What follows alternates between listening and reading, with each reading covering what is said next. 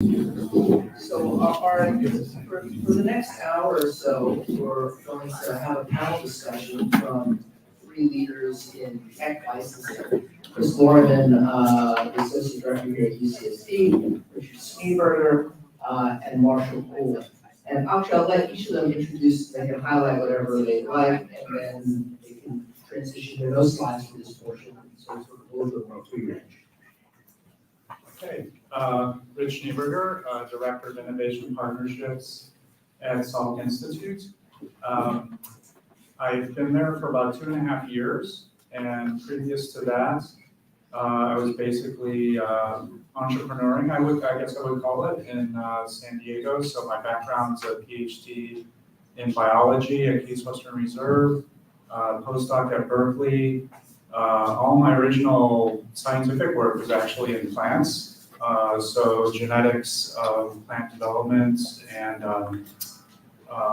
early, I guess I would say, old school genomics before the advent of all the super sequencing that we have now.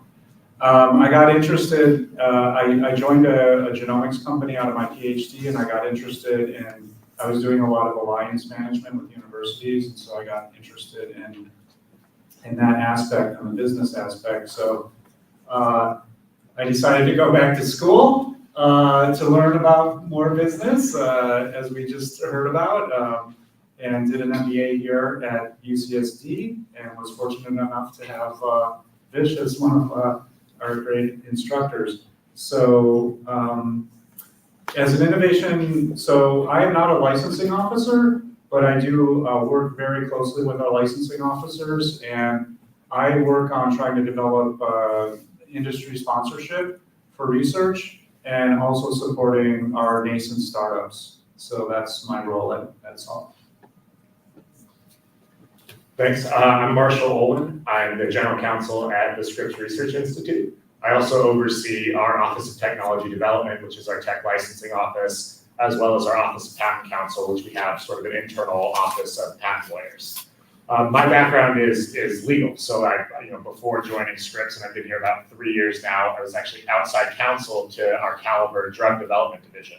So it's sort of a translational arm of Scripps Research. And serving as outside counsel, Scripps and Caliber were one of my many clients.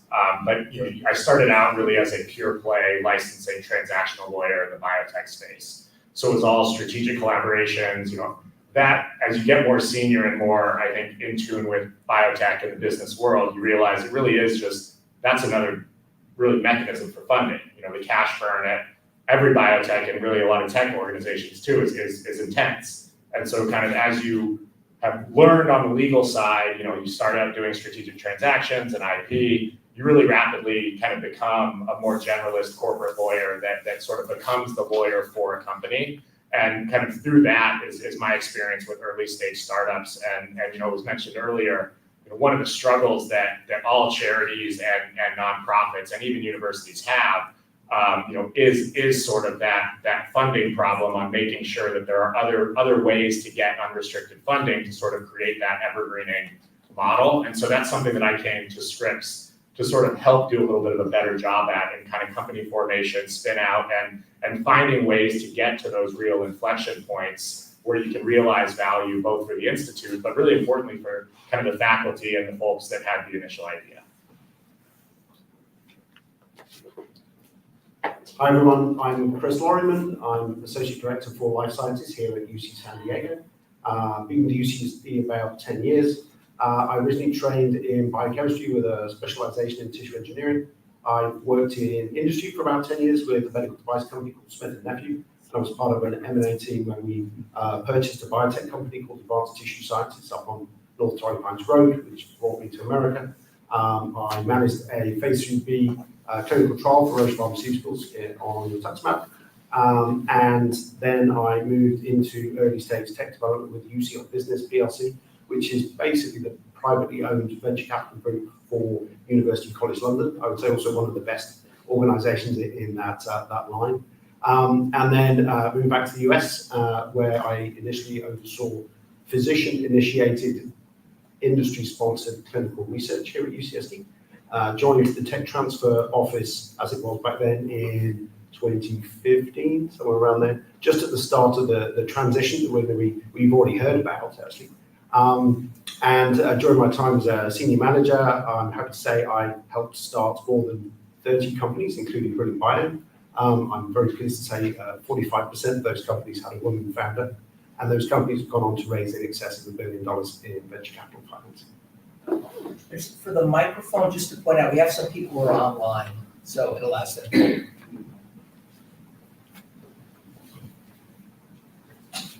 Hi, thank you so much for coming today, especially on this sunny Saturday, first break in the rain since we've had in a while. You might have heard already, I'm an entrepreneur in residence at UCSD, and I keep getting asked this question, well, what is an EIR? So it really depends on who you ask. What I've been doing is getting involved in startup projects that align with my domain expertise. So prior to my EIR role, I launched 2 biotech companies, and it's so excited to hear that other entrepreneurs out of UCSD have been leaning on the resources here. So that's what I did. I also, like Sierra, was part of StartR, and also through Institute of Global Entrepreneur, did the ICOR program. So those resources, like my EIR role, are very important for entrepreneurs here at UCSD. And Vish getting involved in this innovation program, I was really excited about being the panel because we wanted to not only represent UCSD, but also Solve and Scripps. So basically, the institutes on the Mesa were known as an innovation hub. And as we're hearing throughout the days, that we wanted the entrepreneurs to talk to people. So all of us talking today, we can help each other hopefully improve the processes of tech transfer, demystify the process for those innovators out in the audience that don't even know where to start. And then how can we maybe come together to create a more vibrant innovation ecosystem? So foundational knowledge, lessons that we can learn from each other, and how might we work together to create a better ecosystem. So starting out with kind of the foundational knowledge, Chris, can you help kind of demystify the process? So if I'm a first-time founder, where do I start? What is tech transfer? Thank you so much. Absolutely. So if you're doing research here at UC San Diego, and let's say it's federally funded, as I mentioned earlier today, those inventions, because they've done it at the University of California, were actually owned by the people of the state of California. They're held in a public trust managed by the actual regions, and the commercialization is actually directly handed down to people on my team. And that's very important because they're the one in the room that's trying to do the best thing for the technology. They want to get it out there, very much so now. And they're trying to make the best use of it. That's not always prioritizing profit. It can be more humanitarian purposes over pure cash, thank goodness. So in terms of researcher, if you think you've got something interesting, firstly, that's the place to start. Does your research have something kind of cool and exciting, a practical utility? Because of course, patents in particular are all about how something works. It's a practical, functional, useful thing. And the important thing to know is that once something's published, it gets harder to patent things because you can't patent something that's publicly known, broadly speaking. And so in very practical terms, what I would say is when you've written your first manuscript, that draft manuscript, now's the time to be thinking about this. So maybe talk to colleagues, please increase your awareness about the stuff, come to events here, learn a little more. But with that manuscript, look at it, is there a medicine here? Is there a diagnostic test? Is there a probe or some an interesting material? And if there is, you can go online and submit a disclosure. That would come through to a member of my team or the physical sciences team, and they'll review it and they'll work with you. Pretty painless process. And actually, you can do that with your draft manuscript. Doesn't need to be perfect. And concurrently, it's been sent out for referees' comments. which could be a little bit of time. And typically, broadly speaking, we could get a patent filed in about 4 weeks very comfortably, and we cover that cost. And it doesn't need to be perfect. We do need some data. It's very important to have a little bit of data to know we're there's some evidence that the thing looks exciting. And then you've got 12 months to work and fill in the gaps. And I must say, unlike classical academic research where you might want to investigate one thing very deeply, at patent, it's good to have breadth. Different tissue types, perhaps different, if it's a gene therapy, maybe different promoters or different site sequences or so on, all that kind of stuff. Breadth is our friend. And then I will say, patenting is a process. It's not a single thing. It takes years and it does get very expensive. And so broadly speaking, I'd like to think that our goal is to try and get as much out into the world as possible. That's it. We don't pick favorites. It's not possible. Literally, we all know any medicine in clinical research can fail. It's not possible to predict which one's going to work. So my view is let's get them all out there and let the universe decide. We do try and harmonize the research process. People need to do research. They need to be able to publish, go to conferences and talk. They need to be able to apply for grants. We don't want to get in the way of any of that, but there's an important other entity in this whole picture, and that is the medicine itself, if we're talking about a medicine or a useful thing. And it's our job to kind of stand up for that and try and get that into a useful place where it can benefit people. And it is totally possible to do that within the university environment. It just can be a little bit challenging sometimes. I think that was a good segue to my next question, that it can be challenging sometimes on both sides of the table. So Rich, could you comment on maybe what are some do's and don'ts? Yeah, sure. I would just echo what Chris just said is when you're writing that manuscript, start talking to your tech transfer office and whoever your officer is. I think that's pretty key. One thing that for me personally, I guess it kind of drives me crazy is if someone says, "Oh, we've got this great thing and we just put it up on bioarchives," and it's like, all right, well, we're going to look at it and do things, but that's could potentially cause problems, if you want to get protection outside of the U.S. So and I think a lot of people don't understand, when they're going to make a public disclosure. So I would really encourage people to, we've been encouraging our PIs to do this in their labs, and we're actually seeing a larger number of disclosures coming in now, which is great. Again, just like Chris said, we're not trying to prevent people from doing anything or talking about their work, but we would like them to be able to have the opportunity to protect that IP. And the patent really, or an application really is just, if you can get a patent, you'll have a limited monopoly for teaching the world about how your invention works. And so it is going out there and people can look at it and they might even say, hey, that's great, but I've got a different idea and I'm going to go this way. So in the end, I think, trying to get a patent on your inventions is not, something that's not consistent with, open science.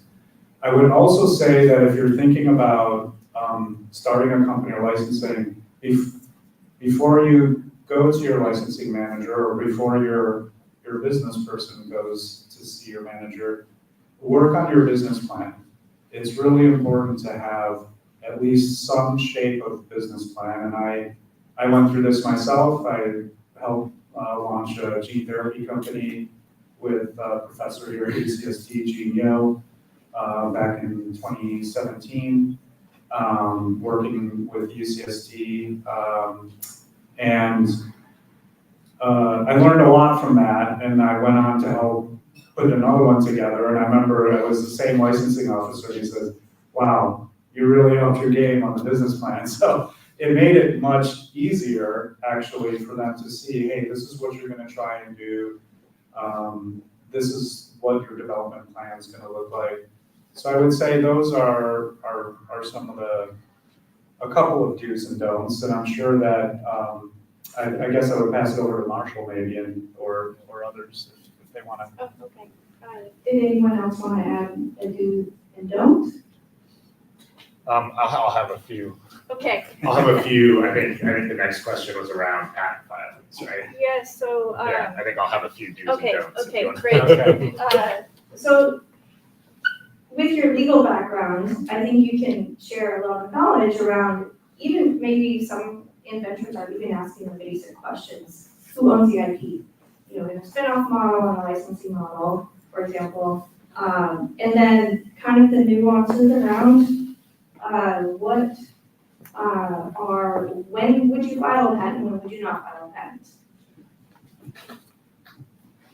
Yeah, so there's kind of the way to think about kind of forming a company, and I think, you know, IP is often going to be integral. And I think, as you had mentioned, you know, if you're thinking about an idea now, most of the ideas that are arising at Scripps and kind of across the Mesa, especially in the academic and nonprofit worlds, are fairly early stage.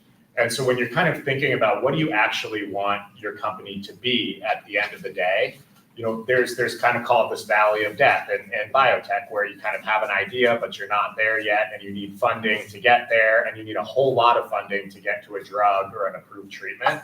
And really a patent filing is sort of the first step, not only just to protect your IP and to make the disclosures to the public, but there's a lot of other benefits that sort of come from that. So in the academic space, generally speaking, what you're going to be doing sort of in your labs or kind of as a clinician would be owned by kind of the institute.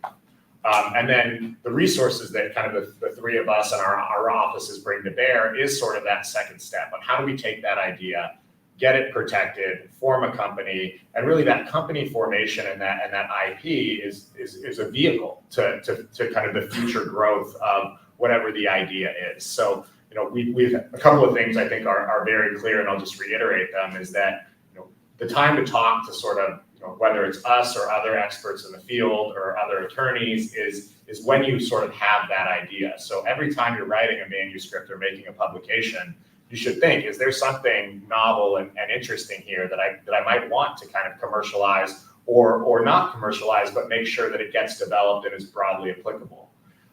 If that's the case, then for my office, and I would imagine for Richard's and Chris's, it's a technology disclosure is the very first step. And that lets us sort of understand the idea. You know, we'll schedule the interviews with you to really understand, okay, what is this idea? What is the business plan? And let's work backwards from sort of the ultimate goal.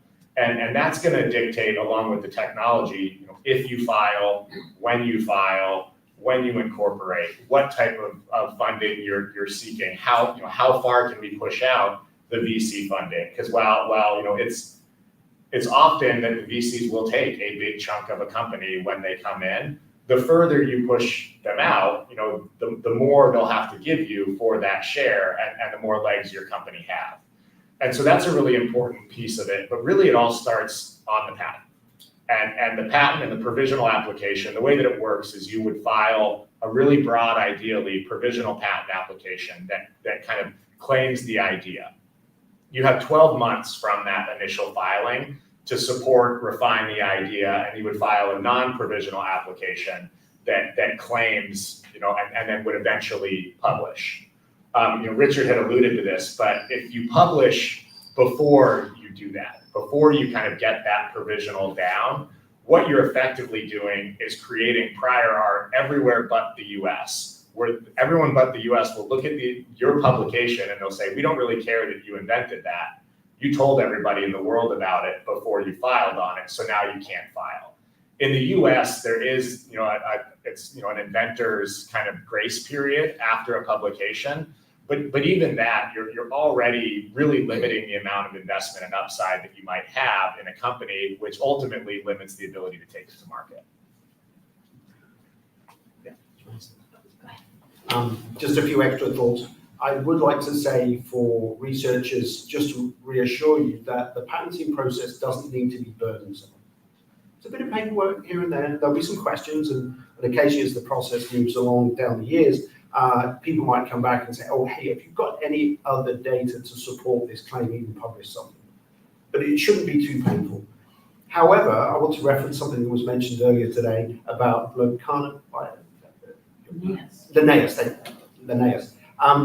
So it's actually true that Salk Scripps, UCSD, were amongst the best in the world in terms of research, and very often we produce things that are a decade ahead of the field. And that's actually a problem, because when people are thinking of investing in a company, whether it's their money or their time, what do? They do a literature search. And if the literature says there's no literature, that's a problem. They're like, I can't judge whether or not this is a thing. Indeed, they might find a paper that says the complete opposite. Well, it turns out that paper wasn't entirely accurate occasionally. And there's nothing I like better than some PhD student comes to me and says, well, I've been researching this paper, and it turns out it's not quite, that's how it is, and we found a different path. I was like, that's a good day for me. And so sometimes to move these things forward, the best way to do it is have a researcher-initiated company, because if we don't do it, nobody else is. And so that's my joy, and that's what we try and do now, is get things out there. Whether it's you, or whether it's one of your PhD candidates, provided they graduate, very important. But then with that, potentially we see benefit coming back to the faculty lab, in not just funding, potentially from the company, but also new information, new ideas, new avenues. We do see the faculty, they add areas of research stimulated from it's often could be quite abstract out of the company activity, stimulates the thought that suddenly faculty is doing a new area of research. And I think that was one question with the IP, who actually owns it and what is the ROI there? Are there royalties involved? The institute gets the ROI back, and for the founders, it's different for a spin-off versus just licensing.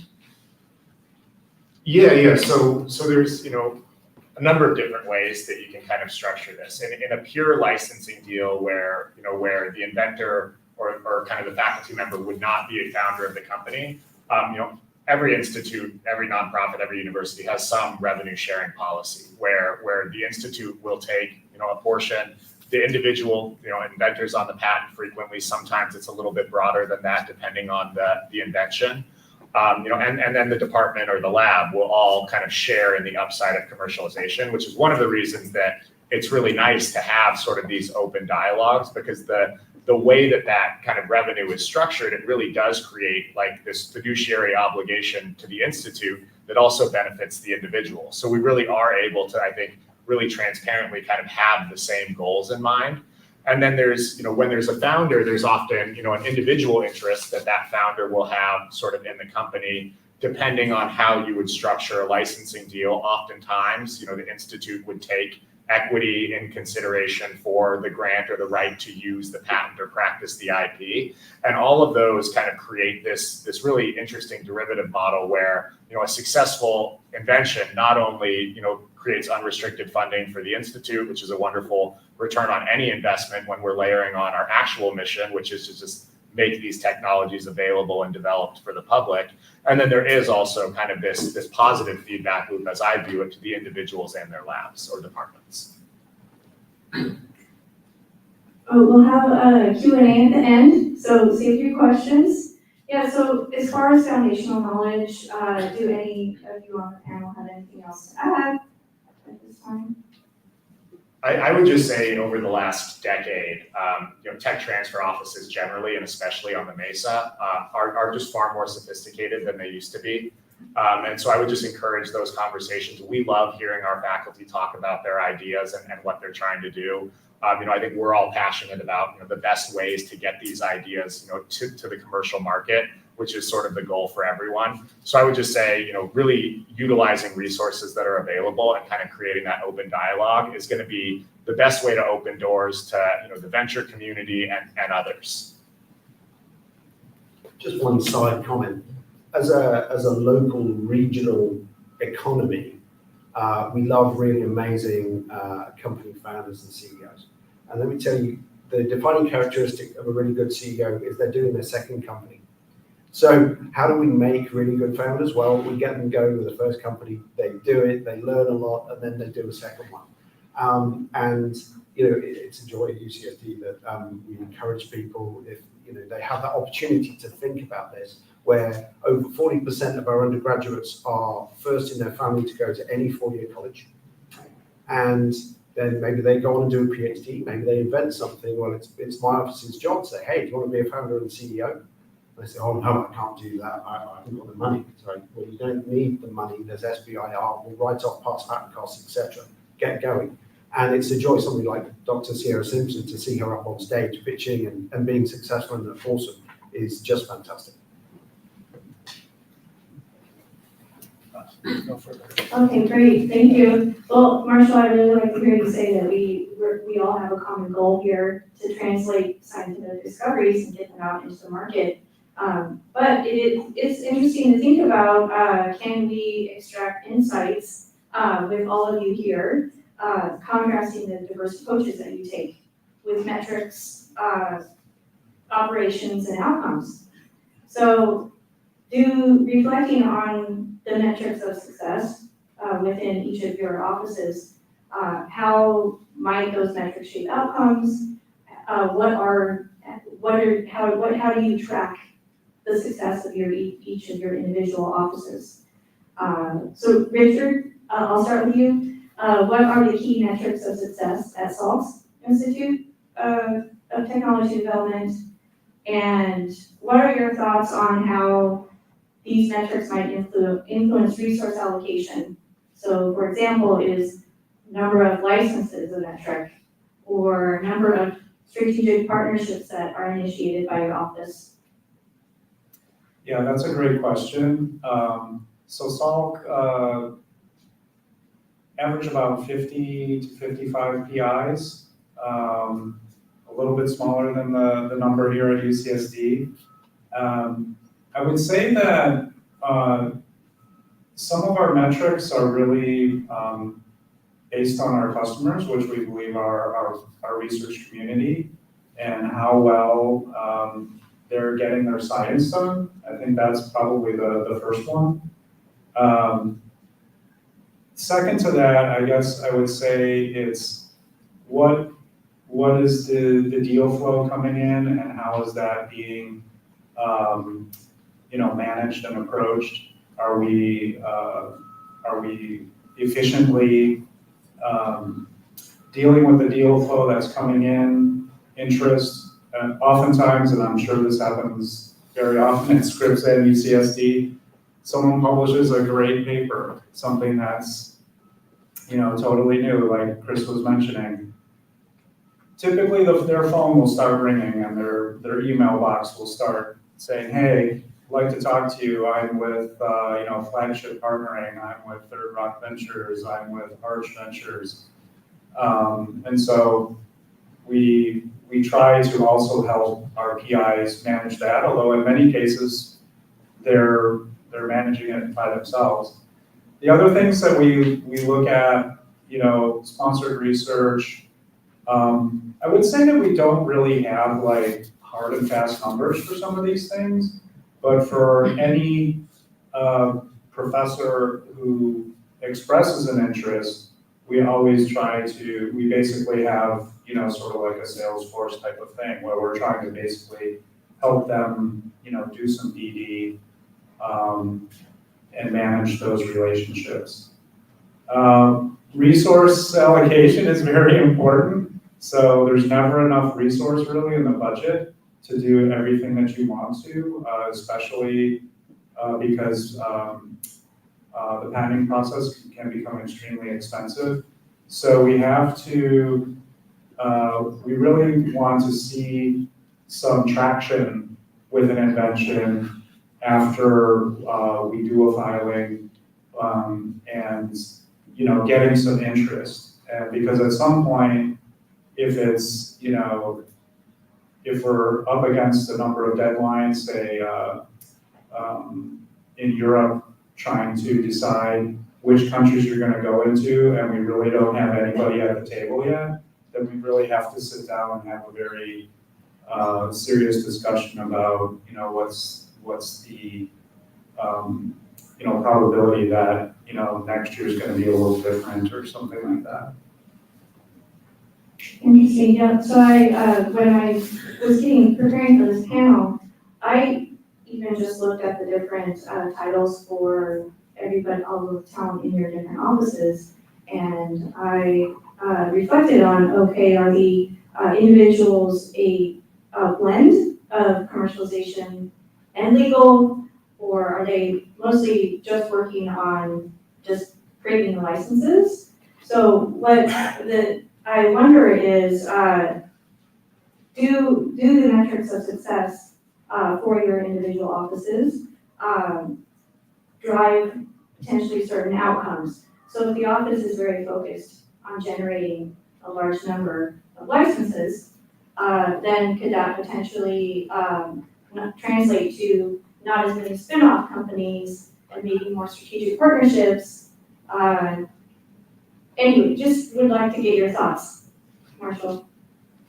Yeah, I mean, I think you always sort of want your outcomes to drive your activities, but I think it's important that we kind of remember sort of what the outcomes are that we're driving for. And, for me, I think I could license all of our technology in the next month if I'm willing to just give it away for free, right? And so kind of the numerical game on transactions or spin outs or the way that works, I don't think is really the right metric, but one of the metrics that I really do care about is faculty engagement.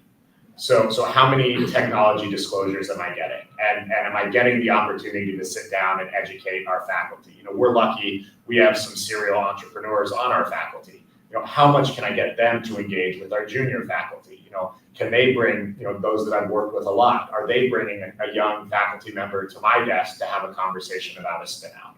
And so when you focus on sort of the aspect of OT, like for us, tech transfer and our patent office, it's really a cost, it's a service provider at the end of the day that's necessary within our ecosystem. But if we're focusing too much externally, I think, and not on the ecosystem and what we can control, I think you're driving sort of you're looking at the wrong metrics. And if you kind of focus on that foundation, I think that the kind of the ROI and that's going to sort of take care of itself. And there's an aspect of luck with all of these things. You can have the very best technology that you did everything right, but for some reason, another company structured their IPF trial in a way that didn't make any sense, and now everyone's scared of going into phase 2 in IPF. And so it's kind of overcoming some of those hurdles and having that that pitch deck put together that really shows why you're differentiated, why you're better, and those things take time.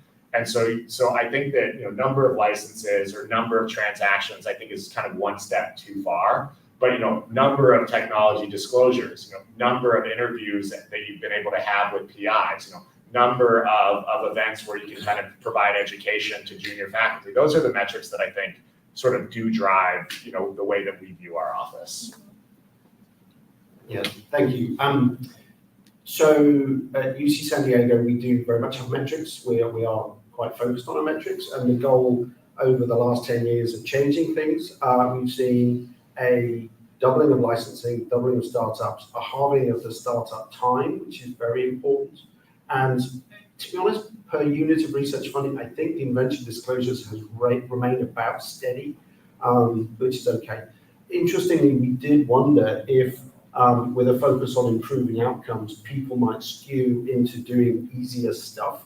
Interesting, we haven't seen that, which is good, is reassuring. What we have seen is the transactions take less time, so people are more efficient. That's absolutely true.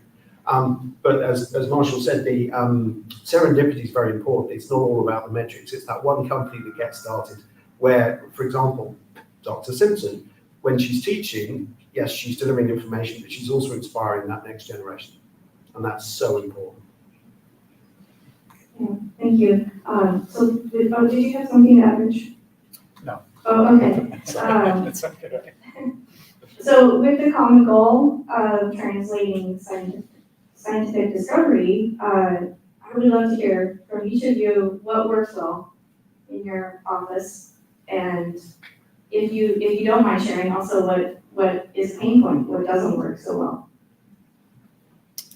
Yeah, I think the sort of echoing, I think, what we've heard here about engaging with the faculty and the researchers. I think that's really critical in terms of translating, because oftentimes we can help give a perspective.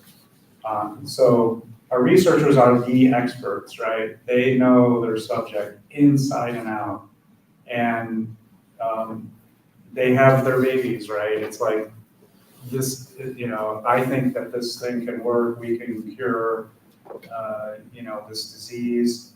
And, it's going to be a gene therapy, and so we oftentimes can help them look at the landscape of what else is going on out there, because oftentimes they're not really looking at that.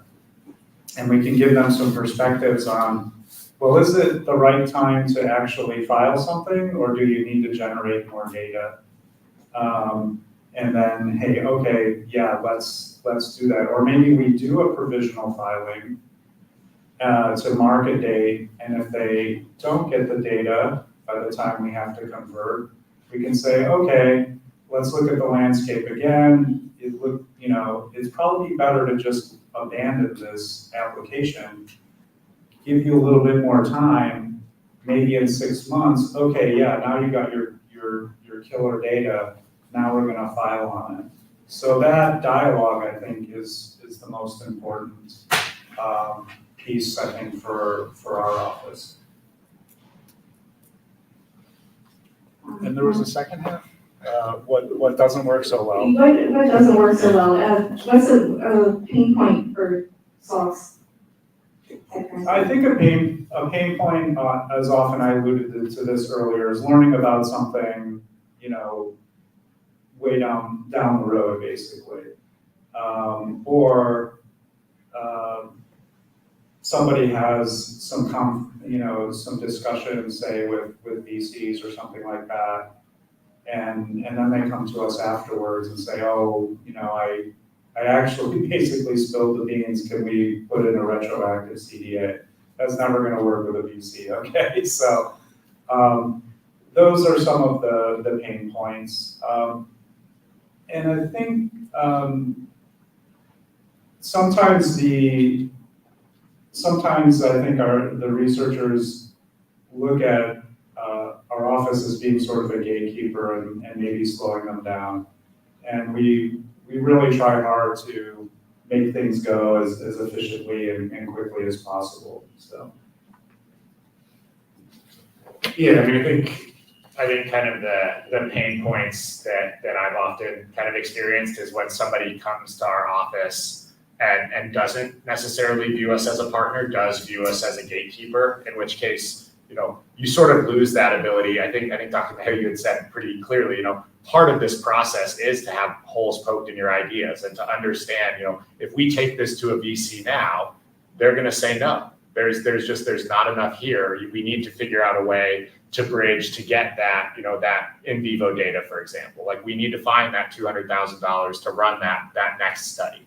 And so when kind of that feedback is delivered and it's taken as though you're not trying to be supportive, I think that's a hard thing. But the only way that you can really overcome that is you have those conversations, and then you've got the track record that shows you are supportive. That when you're viewed as a gatekeeper, somebody puts an invention disclosure in, and they get a request to talk in a couple of days, not a couple of weeks. If we're working on a licensing transaction, then we're turning our draft in 4 or 5 days, and then if you have to wait on the other side, you have to wait on the other side. But like, that comes back to kind of what are measurable metrics. I like to always hold up what we do against sort of whatever it is that we're working against. We're doing everything within our power, but the market is going to speak for itself on a lot of these technologies. And I think that where our PIs are our experts, absolutely. I'm not going to argue with somebody about their biology platform for finding druggable targets. But what I will argue with them about is this is too early to pitch. We need to figure out a way that we can continue to do the work, continue to build the pitch around working backwards from what we want. But the inability to have those conversations and feeling like we're saying your idea isn't good, as opposed to your idea is not quite where it needs to be, I think is a distinction that sometimes is a hard one. So over the last 10 years, we've been busy trying all kinds of different things to try and find programs that would work. Kind of I think it was called like throwing spaghetti against the wall and seeing what sticks. We did over 15 different programs, probably about 20, I think, in total. And some worked and some didn't. The Accelerating Innovations to Market, or AIM, worked fantastically. That was very good. Our frictionless licensing program, that worked very well. We tried to do something called an Innovators Institute, kind of didn't work so well. So I think through a lot of effort, we found some things that worked and some things that didn't really get traction. And it was interesting, you couldn't necessarily predict what was going to work and what wouldn't. And I do wonder I'm not sure our programs might work well at a smaller, super elite research entity, because we're a big thing, we've got a lot of stuff going, got an amazing engineering school, computer science, a big healthcare system, etc. But nevertheless, we've certainly established a toolbox of interesting things, some of which work very well. I do want to say, in terms of technologies getting out there, ultimately it is a commercial transaction, and what we have absolutely seen is that deals track the market. If the S&P 500 is high, we get lots of deal activity. Right now, all the markets are frozen up. Interest rates are high, there's much less money available, it's a tough time in the world of venture capital. And so there's challenges there, and it's kind of generating a robust system is difficult. It's not easy, particularly when you're facing the challenges of a sort of global economy. And last thing I wanted to mention, one thing we experienced is, as we sort of opened the doors to get things out there, it was interesting, the things that weren't a shortage and the things that were. We have no shortage of amazing technologies. We have no shortage of amazing founders, particularly amongst our PhD candidate pool, as long as they graduate. They make great, brilliant founders and CEOs. There's actually no shortage of money. The SBIR program is fantastic, and lots of our inventions are federally funded. Thank you for that, we're very grateful. But that can follow on with SBIR funding and getting them going, which is a wondrous source of cash. The really limited resource is experienced founders, entrepreneurs, mentors, because good people are always busy. And just a little thank you, we're so grateful to the entrepreneurs and residents who are willing to give up their time and their attention to engage with our future founders, because those guys, those mentors, good people are always busy. And so we're so grateful for that expertise to give back and guide that next generation of founders. Thank you, Chris. Yeah, so, we're hearing that there's I think the overwhelming response here is what's really working the best is engaging early, and having those conversations early on, and viewing the tech transfer office as a partner that can help you maybe prevent doing something that can't be reversed if you talk to them early. And working together, all translating scientific discovery on the Mesa, we wanted to bring you all here to think about how all of the institutes on the Mesa can potentially work together and collaborate on these efforts, our emerging innovation ecosystem here. So, Marshall, do you have any thoughts on how institutes could work together to increase the success of translating discoveries here on the Mesa? Yeah, I mean, I think, the more of our faculty at respective institutes that can collaborate, I think that's going to create better technology, which makes our jobs easier, which kind of fosters collaboration and fosters grant writing. You've seen a lot of these, larger sort of regional awards kind of being a focus of kind of traditional funding sources. And I know somebody mentioned ARPA-H earlier. There's the All of Us award that I know a number of us on the Mesa participate in. There's Ovid, CHOP-D. There's a lot of large grant funds that are out there. And I think the more that you can sort of really lean into the strengths of institutions or departments and kind of create that compelling grant that doesn't just say, Scripps is going to do everything. It says, Scripps is going to do the chemistry or the translation, and we're going to rely on UCSD for X and Salk for Y. And so kind of the ability to bring that research funding in, I think is, San Diego is already, up there. There's the Bay Area, you have kind of Durham, you have Boston area. And so we already have, I think, a really nice foothold as sort of a hub for biotech and for innovation. But the more that we can sort of collaborate, and a lot of this falls on sort of this panel to some extent, is sort of minimizing the administrative time and really roadblocks that exist inherently in collaborating between any different entities. But I really do view kind of collaboration as leaning into the strengths of our respective institutes and our respective faculty, and then enabling some more collaboration between faculty, because that's going to result in jointly owned IP, and it's going to result in new IP that's derivative, where we're sort of at the beautiful point where we can say, hey, we've got AbbVie or Pfizer or BMS here, and you're not just getting a Scripps patent, you're getting Scripps and you're getting UCSD and you're getting Salk. I don't know if anyone from LJI is here, but like there's a really nice infrastructure that we can foster. And I think that goes as far as kind of infrastructure and understanding what core facilities different institutes have, like what you can do, how quickly you can do it. So, I mean, there's always going to be that inherent point where, you've got to figure out the nuts and bolts of it. But this is maybe another plug for tech transfer offices. If we can start doing that earlier, it just gets a lot easier, so that it's really, there isn't that roadblock when there's an interested commercial partner, because all of that kind of legwork has already been done. I have to say, I think we work pretty well together. Actually, I agree. I mean, honestly, there's always exceptions. Sure, this is a rough and tumble game, but I'd kind of half forgotten that Brilliant Bio was based on joint Scripps UCSD IP, because it flowed like water. It was done. The paperwork was done. We've got this brilliant company out there, and that's exactly how it should be. And so I think the thing I'd like to see more of is more collaboration. And if anyone's worried about working together, I don't think we can figure it out. We can figure it out. And it's absolutely true that yes, VCs, and yeah, I know, venture capital money isn't always the right route forward. That's fine, but it's one metric for getting ahead and something really tangible happening. And yes, we know VCs love seeing one of our institutions, but I think a joint thing where it's like two or more institutions both have validated the technology and it's got a peer-reviewed publication, there's a patent, and it's all done. That's fantastic. And our strength is much greater together. Yeah, I totally agree with that. And I think that collaboration oftentimes,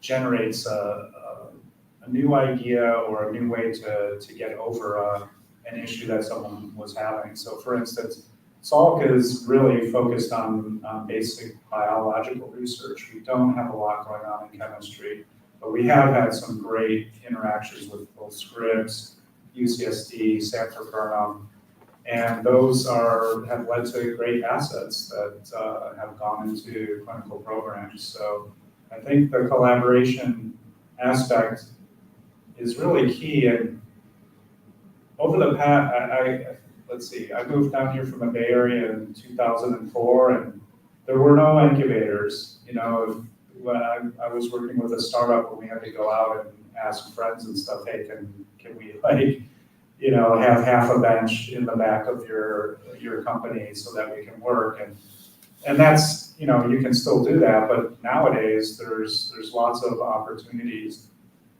But it would be great to see more, perhaps. A lot of us have symposia, and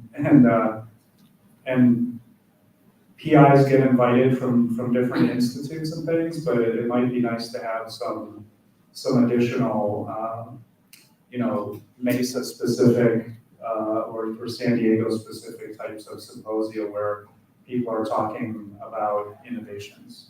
And I think maybe that's something you were going to bring up. Yes, So exactly. I guess that was leads into my next question. So thank you for teeing it up. One of the things that I've been hearing is that from the tech transfer offices, but also the audience of entrepreneurs that launch companies, is they have a very deep technical expertise on their niche, wanting to commercialize something, there's a gap in the knowledge there of where to start, how do you do it, how do you write an SBIR? So are there any potential thoughts from anyone here on the panel of what could be kind of initiatives or programming, whether it's big or small, that we could come together and create? Yeah, I think the SBIR aspect is really key, and I've seen some resistance to this by some of our, early stage entrepreneurs. And I think and part of it is demystifying it. And maybe having some boot camps that are, maybe not a course. I think a lot of times, say if it's a PhD student or a postdoc, they're just not as willing to set aside a time to basically say, go to a course that's going to be over a period of a couple months. But I was just talking with someone at UC Davis, and they were talking about, and this isn't for, this is more in the agricultural area, but basically coming in and doing boot camps on how to write SBIRs, and then bring in people such as the Poglianos here for, success stories, but then also those cases where you are getting punched in the face, where you're getting the feedback from the panel, what do you do, how you resubmit, and I think that's a key one to me. Yeah, I mean, I think some of it is outreach that we can do. I think some of it is also realizing how successful and how much money institutes on the Mesa have made for VC and pharma over the last 20 or 30 years, and starting to all of my kind of conversations with your funds and Oberlin Capitals and all of your different capital sources of the world, they want to be plugged in to this ecosystem. And so kind of creating larger, I think, events that are really focused on leveraging individual connections that kind of the community at large has, so we can get sort of larger events, because I think that there's always a bit of an imposter syndrome, I think, at some of these bio and those sorts of things where you're out and you're pitching your technology, but there's kind of a feeling that they don't want to hear it as much as you're trying to pitch it. And so I think kind of getting those larger events that everyone on the Mesa could participate in, and kind of, you mentioned Third Rock, Versant, all of your flagship, your main players, but also kind of, the biotech world at least is becoming much more financial and bank driven. So you've got, Sanofi Ventures, all of the big pharma, and they're still not really sure how to run these things. They're figuring them out as we go as well. So kind of just creating the ecosystem that is more inclusive, both with respect to the Mesa, but also with respect to the folks that want to be plugged in. And then by doing that, you have kind of a unique opportunity. And there was a question earlier of, how much should I talk about? How much shouldn't I? You have the ability to kind of prepare that non-confidential deck that you can share. If you've already filed a patent, you can go into more detail, but having those conversations earlier and knowing the targets of who you want to talk to, because they might want to talk to you, I think those sorts of larger events, I think could be really meaningful for kind of cross collaboration and just holding the Mesa up as kind of a paragon for development and spinoffs. I just wanted to mention the dramatic change and improvement this region has had. A decade ago, we were doing about $1 billion in venture capital activity as a region per year.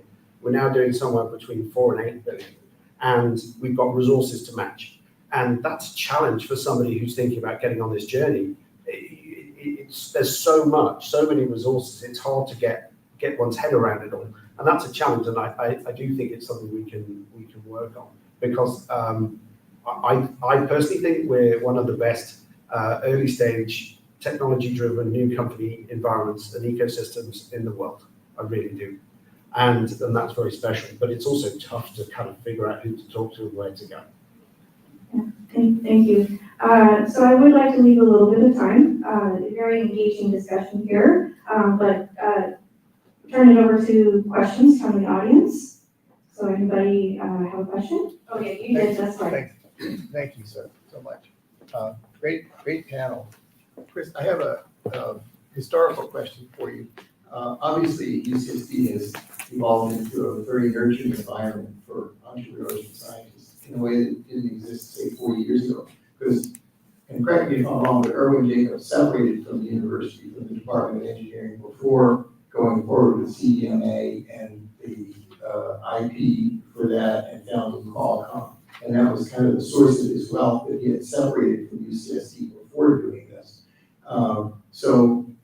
How have things changed where the individual has a potentially fundamental scientific breakthrough, doesn't want to separate, but wants to work within the university system?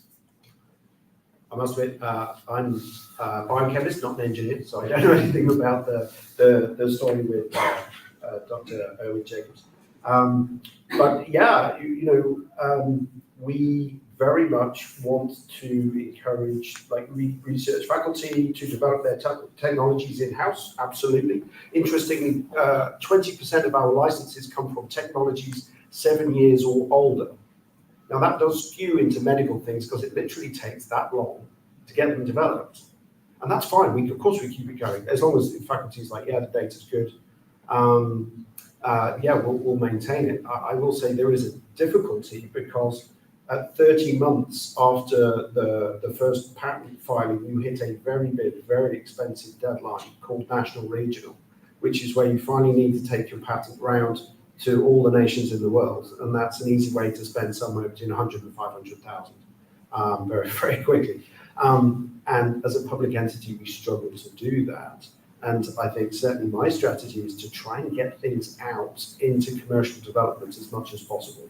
It's not easy, but that's the way to, because a medicine ideally should have a globally distributed patent.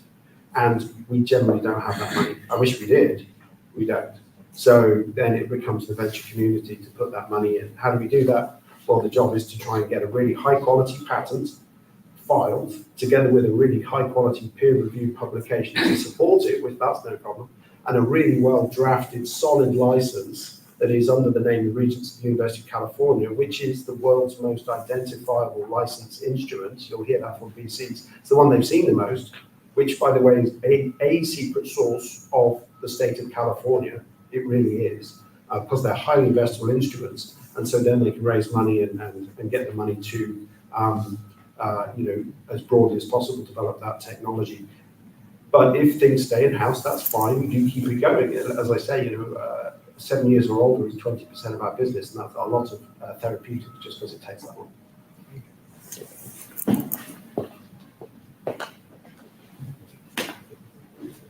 Thank you for sharing all your information. I get approached by a lot of students, a lot of physicians who have ideas for companies that they want to build, and they're not the technical researcher or scientist, so it's not a device, a drug, or a diagnostic. And I didn't hear much about sort of if you want to create a company that's building software, doesn't think from the digital angle. And when I looked at the OIC website years ago, there wasn't much sort of around that. So I'm wondering what somebody in my position can tell these physicians, tell these students when they have this digital health idea about how to actually work with the university. It doesn't seem to be as much of a pathway there that I at least know of. So if there is, please share. Well, I would say certainly they can come to this building, all 4 floors. We've got a range of programs, things like Essentials for Entrepreneurship and the basement. Perhaps that is more skewed towards physical things, less on software. And for certainly digital health, I'd recommend they go to the Jacobs Center for Health Innovation, because that's the hub for that, or it's nascent, I think, but that's going to be an exciting resource going into the future.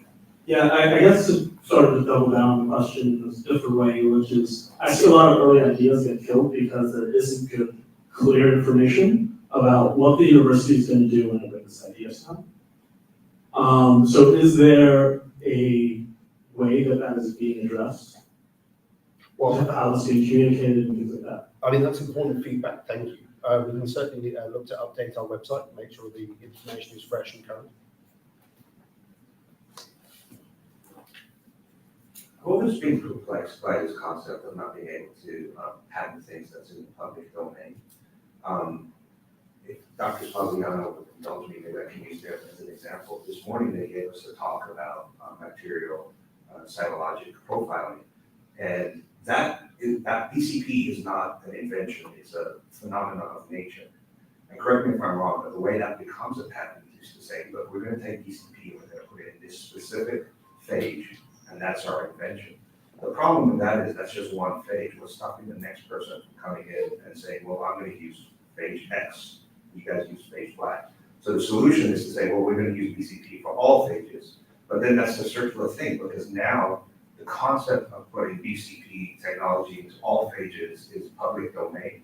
So how does someone come back and say, well, that's an invalid claim because it's in the public domain? It's a very specific, very complicated example.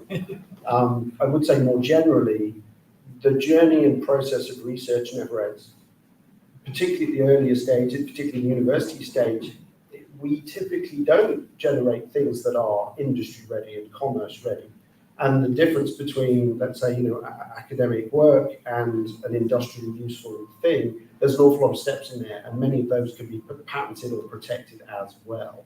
And so I think as an office, we're pretty good about, if there has been a publication, looking at that journey into the marketplace and saying, what can we do to rescue this and have some sort of meaningful, workable intellectual property around that.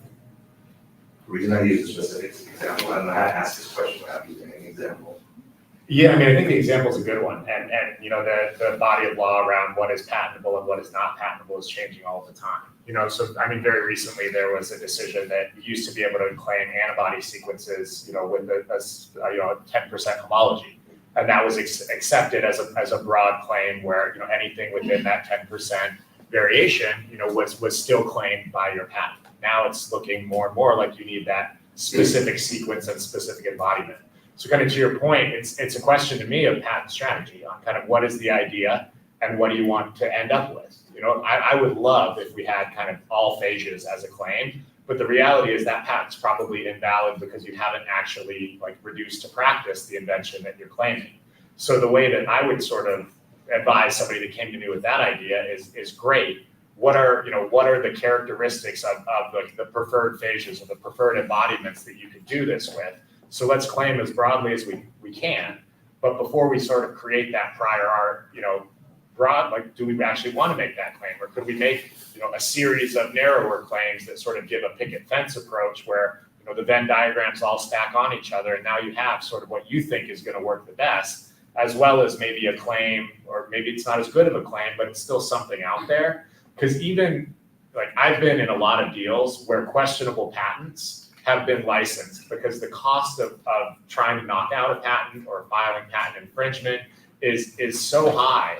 And if the patent's been around long enough, there's still a lot of value in that broader claim, even if it might not eventually survive. But really the question you ask, I think, is one that necessarily needs to be specific, because when you're thinking about sort of the patent strategy for different types of inventions or therapies, there are a lot of ways that you can go about it. But that goes back to what are we working back from? What are we going to use this invention for? Because that's going to be part of your patent strategy as well. The crux of the question is, if you go too broad, then you go back into the realm of, well, this is public domain. Do you have to be specific but broad at the same time? Yeah, that's right. But also, even when you're thinking about a patent, too broad is bad, because you'll just be invalidated for lack of written description, and they'll say, well, you didn't do this with every phage, so how can you possibly claim it? Just if there's a common inventor, right, later for continuations and divisionals, there's still potentially an opportunity to use that. It would be prior art, right? So your original as your parent applications and for your priority gate, right? You Yeah, that's exactly right. And so that's when I was kind of saying, what are the preferred embodiments? The way that you would do it is you would kind of file broadly, but then you would have sort of divisional claims that are narrower on exactly what it is that you are doing. And you'll continue to iterate, you'll continue to find what is the best way to do this. And as soon as you do, you file a divisional and you claim that one thing, and then dependent claims to kind of get broader and broader. The way that patent litigation works is they have to attack every single claim in your patent. So if you start really broadly, that gives you a lot of coverage on kind of the art around you and prevents others from competing. But then when you get narrower and narrower, it gives the patent a lot more strength with respect to whatever it's claiming. So, thank you for this interesting discussion. Susan First at UPenn is suing UPenn for over a patent. She's a former postdoc. Because they explored, she claims that they explored her patent without knowledge and they got money but not her. So a lot of invention and technology invented by temporary employees like postdocs and students. So do you have a system to protect their rights over PI that is more powerful than them in San Diego? So I'm happy to give that, and I can't speak for the other institutes, but our postdocs and our students are subject to the same patent policy that our faculty are. And that's the kind of the process of filing an invention disclosure with our office. You sort of do an inventorship analysis, because to file a patent, it's statutory. You have to have, the individual inventor is the owner of a patent until they've agreed to assign it to their institute, which is often part of their employment and sort of, premised on final and other statutes that are made to kind of get those inventions that are federally funded out to the public. But every inventor on a patent inherently has a right as an inventor from day one.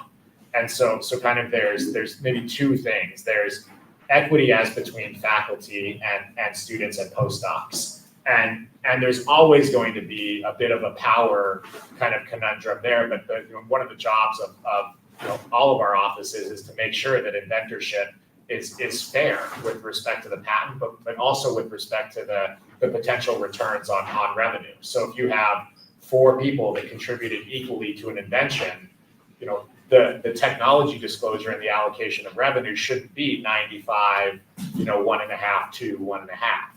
And so that's important to pressure test and to push back when you start to kind of see things like that, and to make sure that not only your faculty are well educated on how these work, but your students and your postdocs as well. Yeah, very much the same. Inventorship's a matter of law, and then we have a set of rules around inventors sharing revenues, and we don't miss people out. I'm not aware that there's been any problems in that particular area. I will say one thing is that, particularly with a complex invention, occasionally there can be a contribution that was not fully noticed, and later on somebody realizes that we need to add somebody because they did have a contribution to a part of an invention, and that's fine. We just rectify that, and then they're treated equally, the same as everyone else.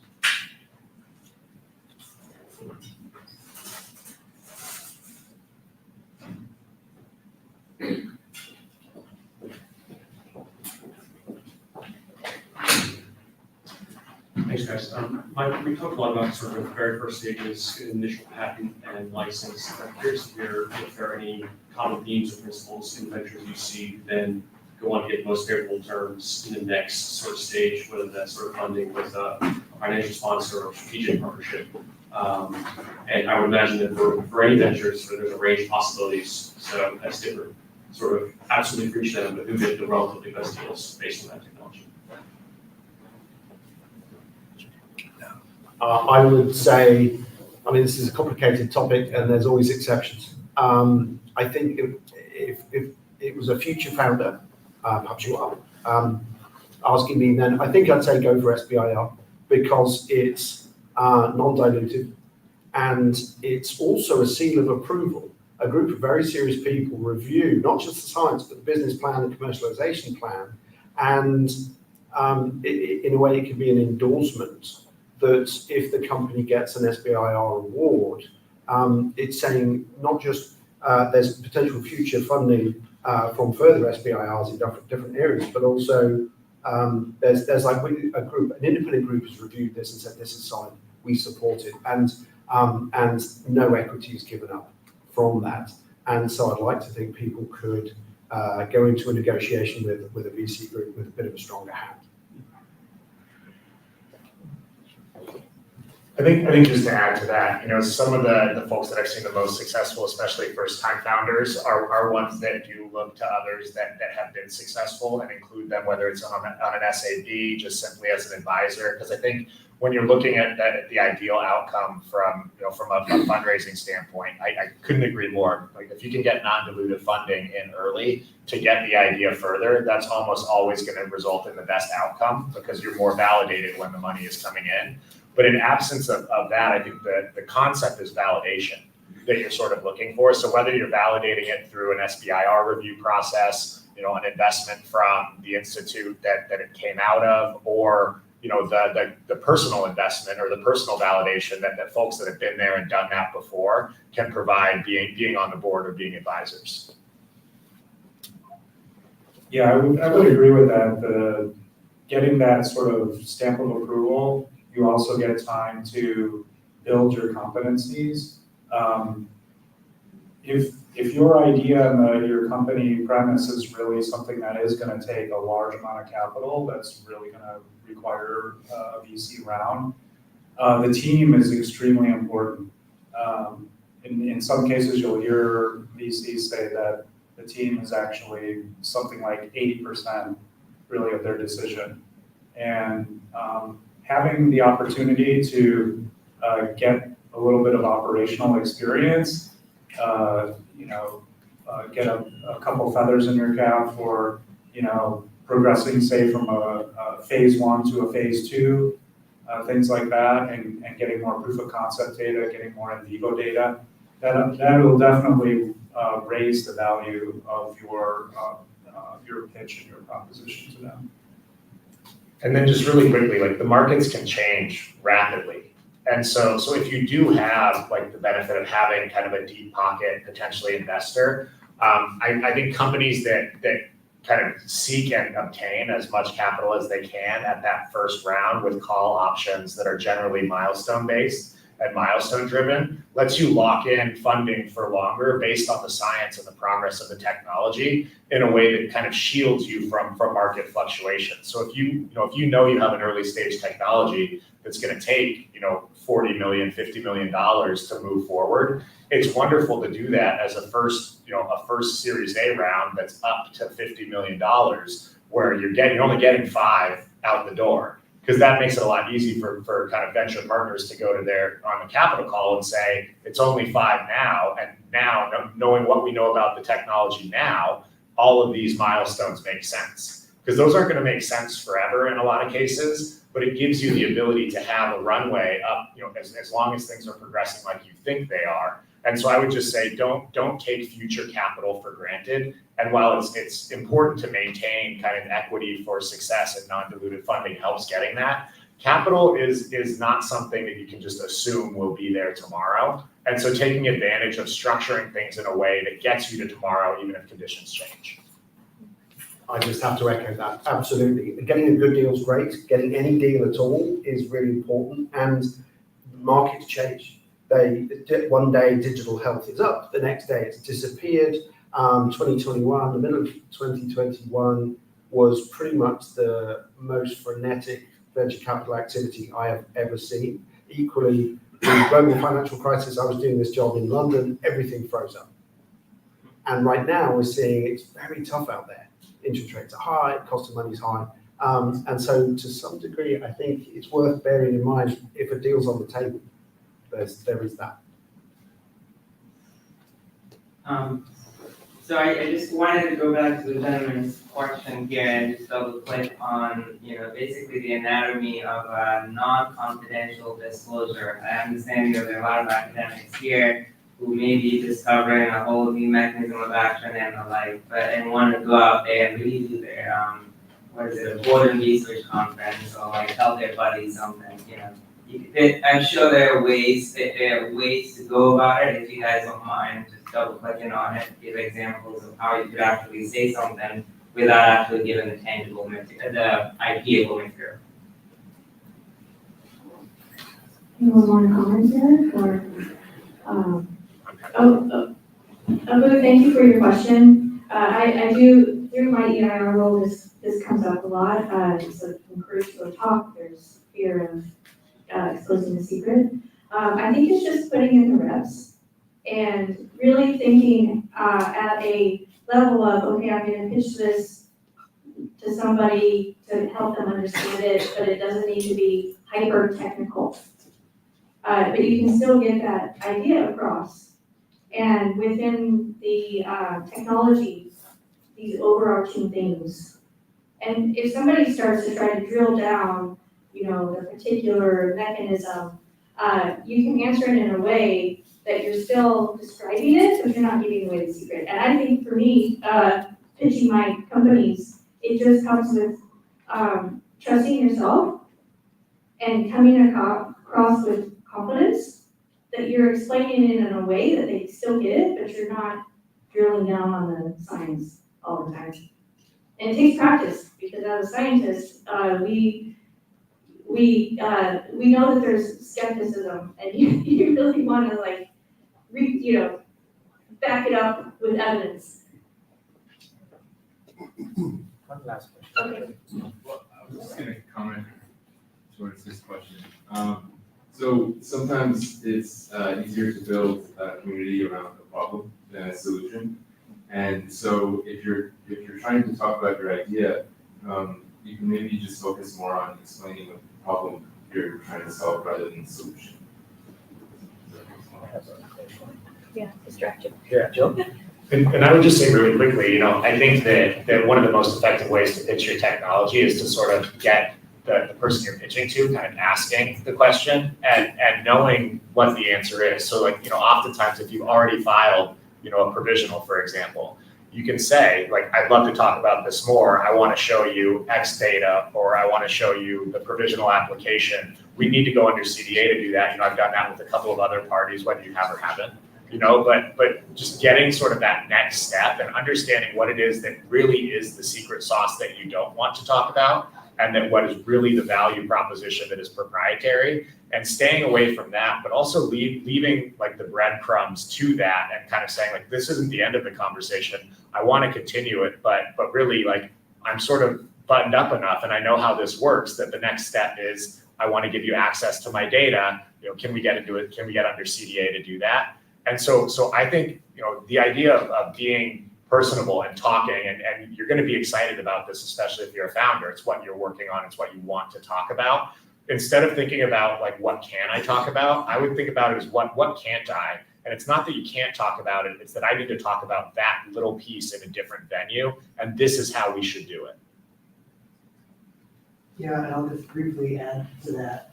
It's really important to develop a non-confidential pitch deck or non-confidential sales pitch, because you're gonna meet a lot of people who aren't gonna wanna go into a CDA when they just met you for the first time in 3 minutes. And they just wanna hear, what's your idea? What's the solution? What's the market? How much can I make from this? If I go, so you're gonna need to develop that and have a really good one, because that's gonna get you to the next level. Thank you. Yeah, so I just want to give one final thanks to Rich, Marshall, and Chris for your valuable time today and have the engaging discussion. Thank you, the entire panel. Thank you, Stephanie, for moderating, and thanks for the great insights, all three of you. I think this is a very deep topic, a lot of subtle nuances, right? I think one of the key takeaways is patent before you publish, even if you want to navigate open source, right? And grace period notwithstanding, right? And I think there's a lot more we could do. This is our first attempt to bring together the MESA institutes, Solve, Scripps, and UCSD. And we also would like to see Sanford Burnham next year. We're working on this and do bigger things. And Marshall kind of hinted at that, bring all the researchers as well together. Let's give a big hand to this panel here. And also thanks to our presenters from this morning who are still here, thankfully. And we have lunch brought over. Please have lunch and, try to connect with the folks here. Some of them are inventors like Uri and others who are asking questions. Others are entrepreneurs, lawyers, IP lawyers, business development people. So we have a very good group here. Afternoon promises to be very, very good as well. We already have some of the speakers from the afternoon arrived. So let's hope you have a good lunch and we're going to start right on time at 1 o'clock, okay? Thank you.